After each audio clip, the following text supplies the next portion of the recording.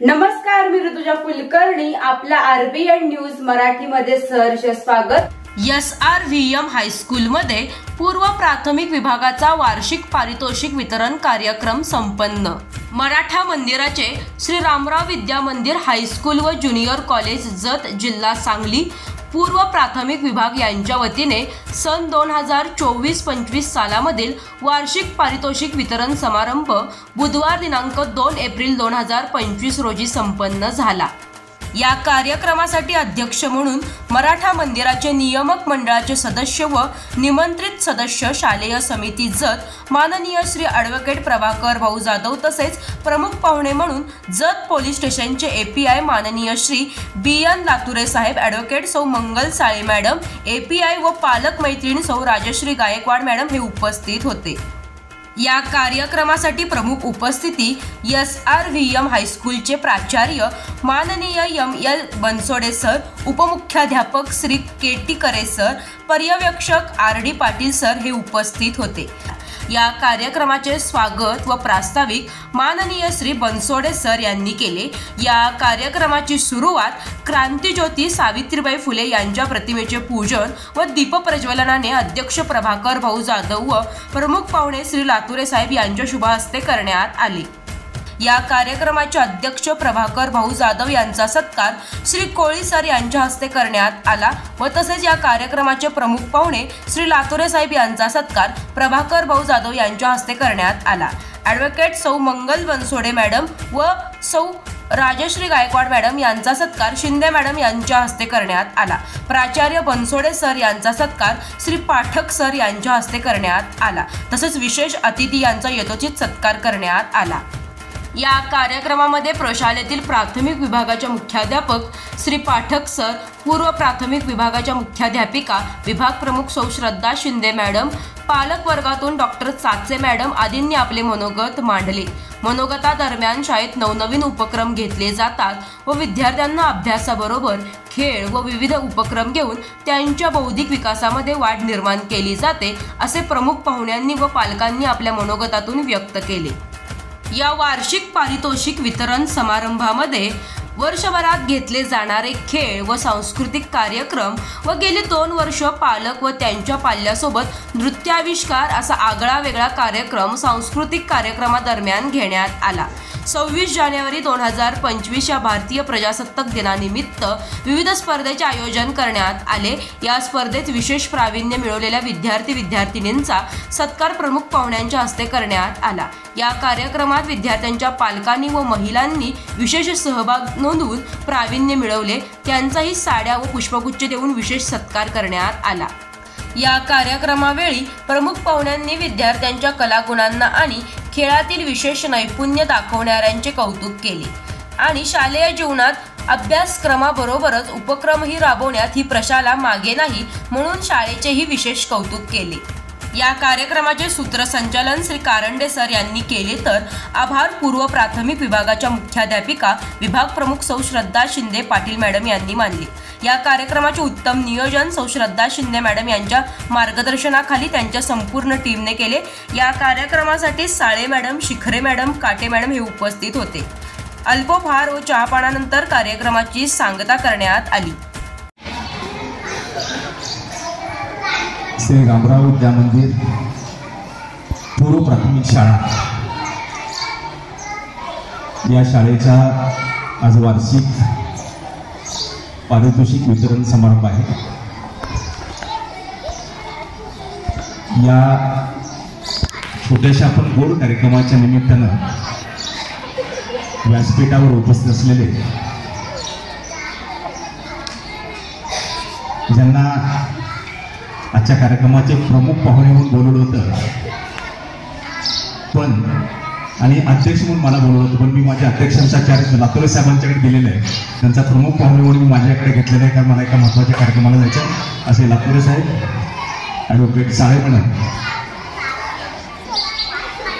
Gaikwad madam, या शाळेचे मुख्याध्यापक बनसोडे सर, प्राथमिक विभागाचे प्रमुख पाठक सर, त्याचबरोबर प्राथमिक विभागाच्या साळे मॅडम, कोळी मॅडम, कोळी सर, पूर्व प्राथमिक विभागाच्या शिंदे मॅडम, उपस्थित असलेले सर्व पालक, विद्यार्थी आणि विद्यार्थी, सर्वप्रथम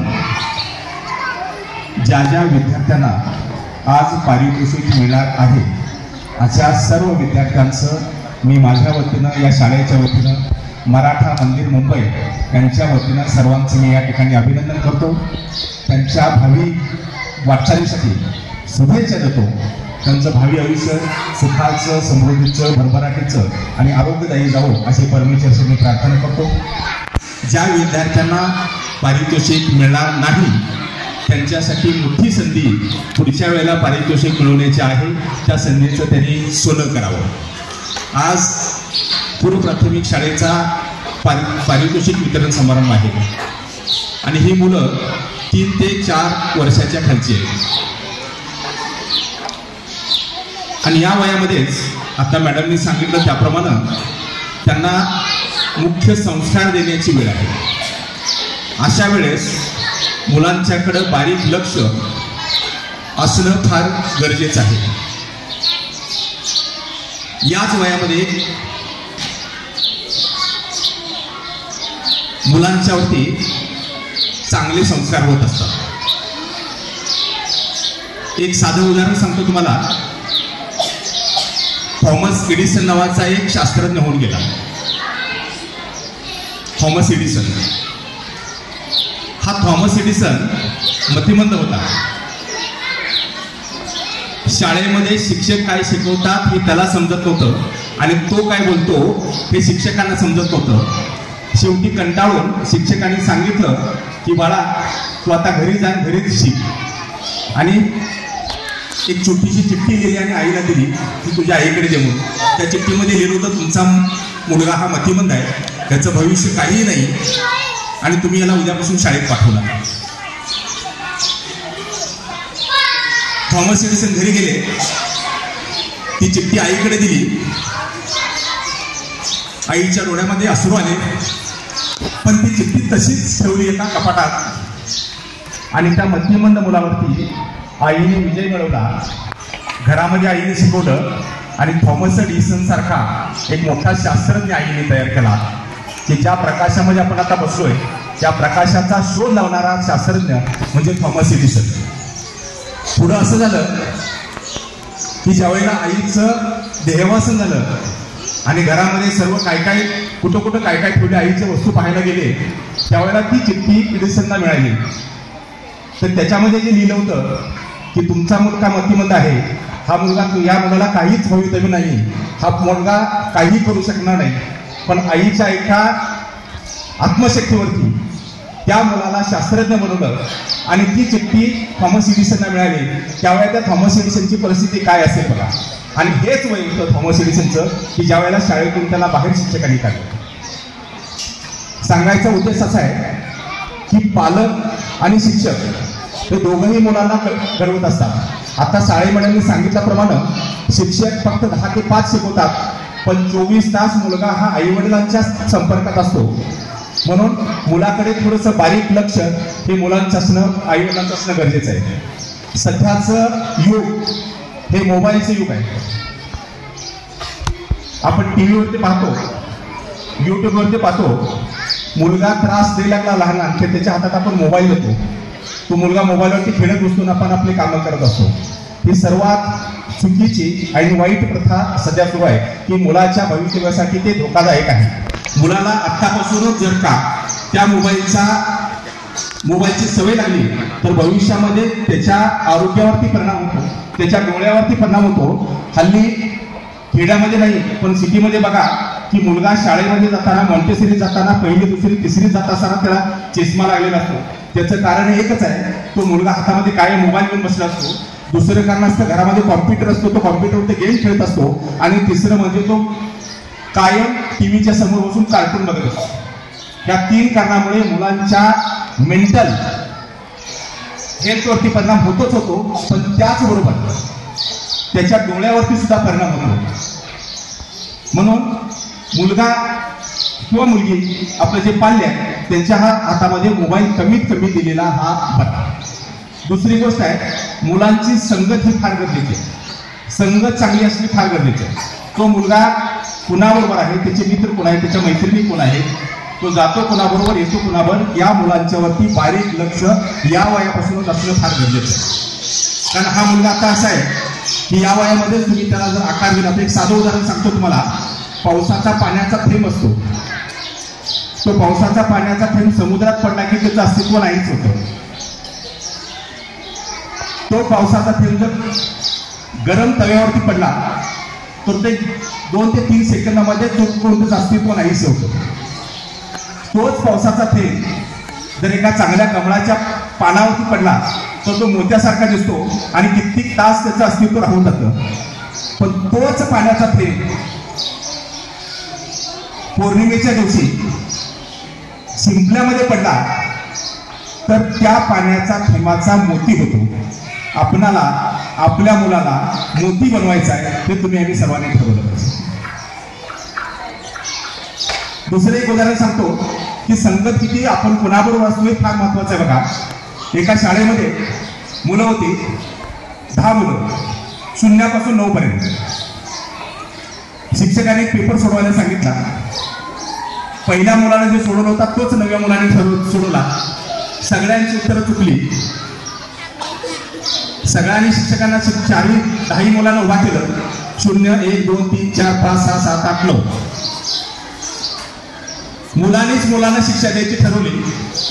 9 नंबरच्या मुलांनी 8 नंबरच्या कानफाडात मारली. 8 नंबरच्या मुलांनी 7 नंबरच्या कानफाडात मारली. 9वाला म्हणला की मी मोठा आहे, मी तुला मारणार. 8 म्हणला 7ला म्हणला की मी मोठा आहे, तुला मारणार. असं करत करत करत 2नी 1ला कानफाडात मारली. आता 1नी मारायची कोणाला? 0 आहे. त्या 0ला मारण्यात काय अर्थ आहे? त्या 0ला दया दाखवली आणि 1 म्हणला मी काय तुला मारणार नाही. 0ला पण थोडस दया आली. एवढा चांगला मित्र मिळाला की सगळ्यांचा मार खाल्ला, पण मला त्याने मारलं नाही. 0ने टन्नकनी उडी मारली आणि 1च्या बाजूला जाऊन बसला. काय झालं? 1चा 10 झाला. लक्षात आलं का तुमच्या? 1चा 10 झाला. आता याच्यातून या गोष्टीमध्ये तुम्ही काय घ्यायचं ते, म्हणजे संगत महत्वाची आहे, आयुष्यामध्ये पेशन्स महत्वाचा आहे, आयुष्यामध्ये इगो महत्वाचा आहे, आयुष्यामध्ये तुमच्या चेहऱ्यावरचं हास्य महत्वाचं आहे, आणि सर्वात गोष्ट महत्वाची की माफ करायला सुद्धा शिकलं पाहिजे. हे या गोष्टीतून तुम्ही आम्ही शिकलं पाहिजे. फार काय बोलण्यासारखं आहे.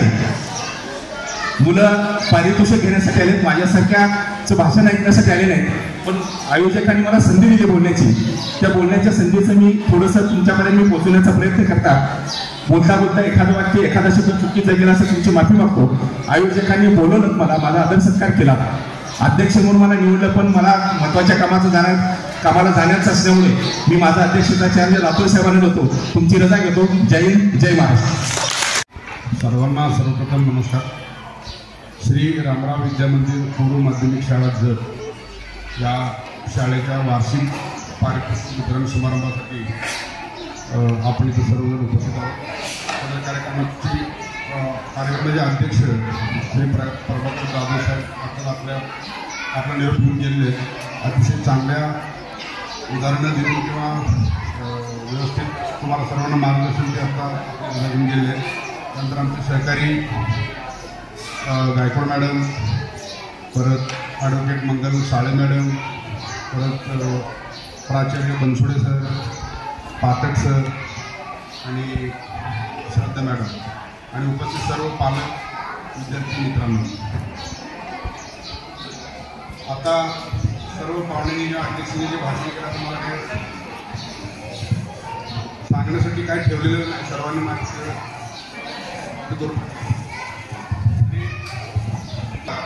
2 मिनिटात तुम्हाला मी माझं मार्गदर्शन संपवणार आहे. आजच्या या कार्यक्रमासाठी पारितोषिक जिंकलेल्या सर्व विद्यार्थ्यांचे मनापासून मी अभिनंदन करतो. पालकांसोबत विद्यार्थ्यांसोबत पालकांचंही त्या पारितोषिक जिंकल्याबद्दल त्यांचंही अभिनंदन आहे. ह्या लहान मुलांना आपण आता सध्या शिक्षणाचं ओझं लादण्यापेक्षा ह्या शाळेने अतिशय अभिनव स्पर्धा घेऊन त्यांचं मनोरंजन तर केलेलंच आहे आणि माझं 12वीपर्यंत शिक्षण झालं, पण कुठल्याच शाळेत मला एवढे चांगले काम आपल्याला मेडल्स दिले नाही. एवढं सुंदर प्रत्येक स्पर्धेचं नाव टाकून प्रत्येक विद्यार्थ्याचं नाव करून त्याच्यावर त्यांना दिलेलं, आणि हे त्यांना त्यांच्या आयुष्यभराची शिदोरी म्हणून त्याचा व्यवस्थित सांभाळून त्याच्या घरात ठेवतील किंवा शोकेसला लावून ठेवतील. तर सर्व पालकांना माझी एवढी विनंती की या कमी वयात किंवा म्हणजे पहिलीच्या अगोदरचे सर्व पोरं आहेत, ह्या कमी वयात त्यांनी खूप शिकावं, खूप आपल्या म्हणतात ना प्रत्येक गोष्ट त्याला तोंडपाठ असावं अशी अपेक्षा ठेवणं चुकीचं आहे. अशा वेळेस त्याला खेळू द्या, त्याच्या मनाप्रमाणे वागू द्या. फक्त एवढंच की सर्व प्रमुख पाहुण्यांनी सांगितल्याप्रमाणे त्याला मोबाईलपासून जरा लांब ठेवा. मोबाईल कसं आजकाल तुम्ही कामात गुंतले की लगेच त्याच्या हातात मोबाईल द्यायचा आणि आपण आपल्या काम करायला मागतो. तर सगळ्यात वाईट सवय जेवढी बंद करावी आणि मुलांना ग्राउंडवर शक्यतो जेवढं पॉसिबल होईल तेवढं ग्राउंडवर पाठवायचं. आणि सदर कार्यक्रमात आपण बरेच वेळ वाट बघत बसलेल्या 9:30चा कार्यक्रम सुरू झाला, 10:30 वाजले आणि सर्वजण आता पोरंसुद्धा भुकलेले असतील. त्यामुळे मी जास्त वेळ न घेता श्री रामराव विद्यामंदिराचे सर्व शिक्षक व शिक्षक स्टाफचा आभार मानतो आणि मला इथं बोलवून मला इथं सत्कार केला आणि भरपूर मान सन्मान दिला. त्यासाठी मी सर्व शिक्षण ह्या श्री रामराव विद्यामंदिराचे आणि सर्व शिक्षकांचे आभार मानतो आणि माझे 2 शब्द संपवतो. आज मी स्त्रीला मला शिक्षणाची संधी मिळाली त्या सावित्रीबाई फुले यांना मी प्रथमतः अभिवादन करते, नमस्कार करते. त्यानंतर सन्माननीय मंच जजचे लातुरे साहेब API, तसेच भोसले सर, शितोळे सर आणि ॲडव्होकेट प्रभाकर जाधव साहेब आणि हायस्कूलचे प्राचार्य आताच या ठिकाणी माननीय सौभाग्यवती राजेश्वरी गायकवाड मॅडम API ह्या पालक सुद्धा आहेत आपल्या शाळेच्या. त्यांचं आगमन झालेलं आहे. सर्व पालकांनी त्यांचं जोरदार टाळ्या वाजवून स्वागत करायचं. धन्यवाद. त्यानंतर करे सर उपमुख्याध्यापक, त्यानंतर पर्यवेक्षक पाटील सर आणि प्रभारी मुख्याध्यापक पाठक सर आणि मुख्याध्यापिका बालवाडीच्या आणि आमच्या लाडक्या माहेरच्या आहेत बरं का त्या खूप लाडक्या आहेत माझ्या त्या. आणि या ठिकाणी जमलेले सर्व पालक आणि छोट्या छोट्या चिमुकल्यांना तुम्हाला माझा नमस्कार आणि विशेषतः माता पालकांना नमस्कार. तर आपण या ठिकाणी वार्षिक स्नेहसंमेलनाच्या बक्षीस पारितोषिक वितरण समारंभाच्या निमित्तानं जमलेला आहोत. तर मला बोलायचं तरी खूपच आहे, परंतु वेळ कमी असल्यामुळे मी एक थोडक्यात माझे जे काही विचार आहेत ह्या छोट्या बालकांसाठी मी ते या ठिकाणी मांडणार आहे. विशेषतः इथंच ऐकलं आणि इथंच आम्ही सोडून गेलो असं नाही. माझी विनंती आहे की जे माता पालक आहेत त्यांनी मी जे काही सांगते ती कंपल्सरी लक्षात ठेवा अशी मी तुम्हाला विनंती करते. तर आता आपण ज्यावेळी आपला पाल्य 3.5-4 वर्षाचा होतो त्यावेळेस आपण काय करतो, बालवाडीमध्ये KG 1, 2 वगैरे असं पाठवतो, प्रवेश घेतो. त्यानंतर महिना, 2 महिने, 6 महिन्याचा काळ उलटून जातो आणि मग आपण पालक काय करतो, मॅडमला भेटतो येऊन की मॅडम आमच्या मुलाला ABCDच येत नाही हो, काय काहीच येत नाही हो, काय वंटूच म्हणत नाही हो, गाणंच म्हणत नाही, गोष्ट सांगत नाही. अहो हे समजून घ्या तुम्ही, डायरेक्ट आपल्या मुलाला काही MBBS किंवा MD करायचं नसतं. आलं लक्षात. त्यांचं वय पाहता त्यांचं जे विकास असतो ते विकासाचं वय असतं 1 ते 6, 7, 8 वर्षापर्यंत. तर विकास विकास विकास कसला, ABCD येणं ह्या वयात म्हणजे विकास नव्हे. विकास हा सर्वांगीण होत असतो. तर कसला सर्वांगीण विकास, तर त्याला आईचं प्रेम मिळालं पाहिजे. तिथे किती 2-4 तास येऊन थांबतं. त्यानंतर घरी कंपल्सरी आता आपल्याला कसं आहे सर, जास्त माता पित्यांची सर्व्हिस करणं वगैरे असं आहे, परंतु खरा सर्व्हिस पण मुलांना वेळ द्या. का वेळ द्या, त्यांचा भावनिक विकास आईच्या प्रेमामुळे होत असतो. आईचं प्रेम जर मिळालं नाही तर ते मुलगं कोडगं होईल. त्याला म्हणजे असं एक त्याला असं विचार करण्याची शक्ती त्याच्यामध्ये कमी राहील.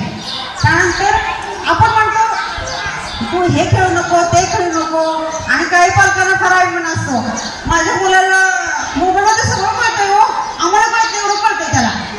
काय अगदी आयाच मोबाईलमध्ये परिस्थितीला. मला थोडंच तुम्ही रागवा चालेल, पण सद्य परिस्थिती आहे, ही सद्य परिस्थिती आहे. तर काय काय आई असे सुद्धा आम्ही बघितलेले आज समाजामध्ये की मुलांना सवय लागते मोबाईलची म्हणून स्वतः मोबाईल वापरत नाही, बटनाचा मोबाईल वापरत, फक्त कॉलिंग ठीक आहे ओके असं असतं. परंतु ते मूल रडते, हे होतंय ते होतंय आणि हे आपलं मोबाईलमध्ये गुंतलं असेल, मग त्याला ते सवय लागते ना. मग त्या मुलांच्या डोक्यावर मानसिकतेवर सगळा परिणाम होतो आणि त्याचा विकास थांबतो. मुलांना तुम्ही चिखल खेळू द्या, माती खेळू द्या मुलांना ह्या वयामध्ये. का खेळू दे तर त्यांचा हा बोटाचा विकास असतो, तो कारक विकास. तो कारक विकास चिखल खेळल्यामुळे माती खेळल्यामुळे होत असतो की जेणेकरून पुढे जाऊन त्याच्या अक्षराची सुधारणा होते. आपण जर नुसता मोबाईल सतत दिला, बाकीच्याला खेळ खेळू दिले नाही तर त्याचा विकास होणार नाही. कारक विकास एक सूक्ष्म बोटांचा विकास असतो, ह्या वयात असतो, मुलांच्या ह्या वयात होत असतो, कारक विकास म्हणतो आपण त्याला. त्यानंतर आता आपण जर समाजात बघितलं तर 1-2 मुलं आणि नवरा बायको असं एक फॅमिली असते शॉर्ट. तर तसं आता कमी आपल्याला जॉईंट फॅमिली करायला मिळते. जॉईंट फॅमिलीमध्ये काय होतं नेमकं तर सामाजिक विकास होतो मुलांचा घरातच. सामाजिक विकास म्हणजे काय तर काकाचा वेगळा स्वभाव असतो, आजीचा वेगळा स्वभाव असतो, आजोबाचा वेगळा स्वभाव असतो आणि आत्याचा तिसरा स्वभाव असतो, पप्पा मम्मीचा स्वभाव, म्हणजे वेगवेगळ्या स्वभावाची माणसं त्या मुलाला घरामध्ये बघायला मिळतात, जेणेकरून त्याचा सामाजिक विकास होतो. आदरणीय व्यासपीठावर विराजमान मान्यवर, शाळेतील सर्व शिक्षक, शिक्षकेतर कर्मचारी आणि तो उपस्थित असलेल्या सर्व विद्यार्थ्यांचे पालक. आज मी इथून ट्रान्सफर होऊन गेलेले आहे, परंतु मला असं वाटत नाही आहे की मी आता इथं जतमध्ये कार्यरत नाही, कारण माझा एवढा 3 वर्षाचा कार्यकाल एवढा चांगला गेला आहे आणि या शाळेशी तर खूप जिव्हाळा माझा लागलेला होता. सतत प्रत्येक कार्यक्रमाला मॅडम बोलवायच्या, आम्ही कामातून वेळ काढून यायचो, चिमुकल्यांशी आम्ही गप्पा वगैरे मारून माझं भाषण तर कायम असायचं.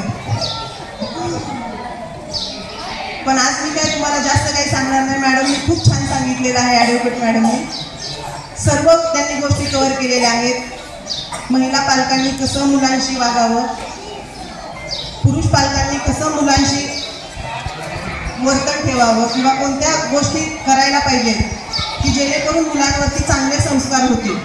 कारण शाळेत मुलं 7 ते 8 तास असतात, बाकीचे राहिलेला वेळ हा मुलांनी घरीच घालवलेला असतो. त्यामुळं शाळा तर मुलांवरती संस्कार करते, विद्यार्थ्यांचं काम करते, परंतु बाकीच्या ज्या गोष्टी आहेत त्या पालकांनीच मुलांवरती घडवल्या पाहिजेत, मुलांना संस्कार दिले पाहिजेत. आज ट्रेंड आहे रील्स, हो की नाही, मोबाईल. प्रत्येक जण मोबाईल हातात घेतला की इंस्टाग्राम, फेसबुक यावरच्या रील्स बघण्यात मग्न होतो. मग आपले मुलं काय करतात काय नाही याच्याकडे लक्ष तुम्हीच नाही, माझंही तसं आहे. परंतु खरंच हे खूप वाईट सवय आहे. आतापासूनच जर आपल्याला मुलांना घडवायचं असेल तर ह्या अशा ज्या काही गोष्टी आहेत त्या दूर ठेवल्या पाहिजेत. मोबाईल जेवढा चांगला आहे, टेक्नॉलॉजीचं युग आहे, मोबाईलचा जेवढा चांगला वापर आपण करू शकतो किंवा होऊ शकतो तेवढाच वाईटही होऊ शकतो. मोबाईलमध्ये चांगले रील्स आहेत की ज्याच्यातून आपण चांगल्या गोष्टी घेऊ शकतो, परंतु वाईटही खूप आहे.